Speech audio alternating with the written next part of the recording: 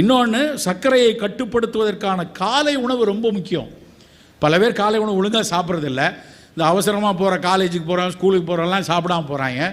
பல பேர் காலையில் தான் கட்டுன்னு கட்டுறாங்க. சார், காலையில் ஒரு 5 இட்லி ஒரு வடை, இல்லை 2 பூரி ஒரு வடை, பொங்கல் ஒரு வடை.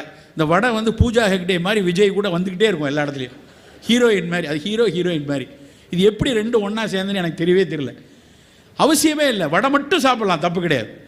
ஆனால் இட்லியும் 4 இட்லியும் ஒரு வடையும் சாப்பிட்டா கொஞ்சம் கலோரி கணக்கு பார்த்தீங்கன்னு வைங்களேன், அப்படியே விலன்னு வரும்.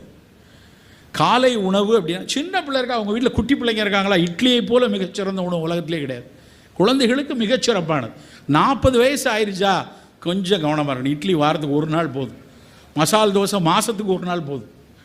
தினம் இட்லி தோசையை சாப்பிட்டு 40-45க்கு மேலே நம்ம உணவு கொஞ்சம் சுண்டல், கொஞ்சம் ஸ்ப்ரவுட்ஸ், கொஞ்சம் சூப்பு, கொஞ்சம் பழத்துண்டுகள், 2